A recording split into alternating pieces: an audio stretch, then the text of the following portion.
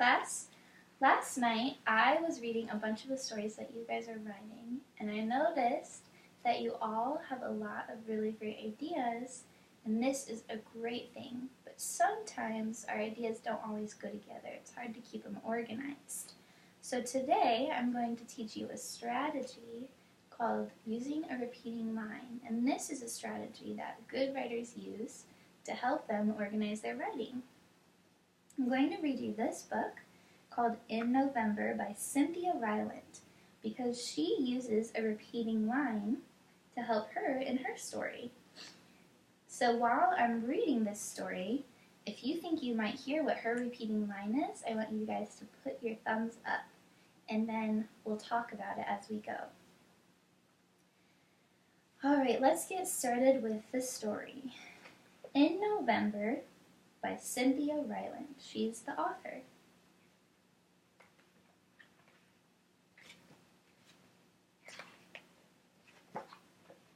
In November, the earth is growing quiet. It is making its bed, a winter bed for flowers and small creatures. The bed is white and silent, and much life can hide beneath its blankets. In November, the trees are standing all sticks and bones.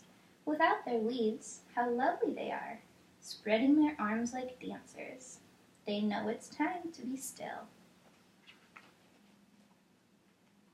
In November, some birds move away, and some birds stay. The air is full of goodbyes and well wishes. The birds who are leaving look very serious. No silly spring chirping now. They have long journeys and must watch where they are going. I think I might be hearing a repeating line. Does anyone else think they might hear it? Great, let's keep going. The staying birds are serious too, for cold times lie ahead. Hard times. All berries will be treasures. In November, animals sleep more. The air is chilly, and they shiver. Does anyone else shiver when it gets cold? Me too. Mice pile up under logs. Bees pile up in deep, earthy holes. And dogs lie before the fire. In November, the smell of food is different. It's an orange smell, a squash and a pumpkin smell. It tastes like cinnamon and can fill up a house in the morning, can pull everyone from bed in a fog. Food is better in November than any other time of the year. Would anyone like to share what they think the repeating line that Cynthia uses is? What do you think? In November? I think you're right. I think that's her repeating line. In November, people are good to each other. They carry pies to each other's homes and talk by crackling wood stoves, sipping mellow cider. They travel very far on a special November day just to share a meal with one another and to give thanks for their many blessings, for the food on their tables and the babies in their arms. And then they travel back home. In November, at winter's gate, the stars are brittle.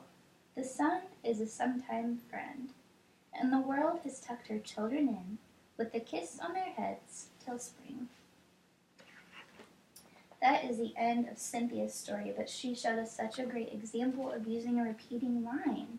So now we're going to think of some other ways that we can organize our ideas, some other words, like she used the month of November. And this is the chart that we created of our ways to organize our ideas.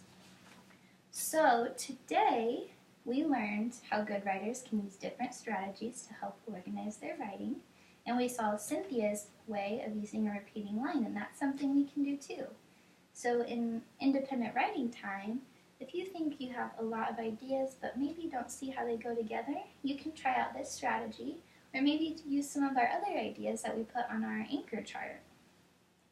So now, if you are wearing the color blue, I would like you to go get your writing supplies, and then we can begin independent writing.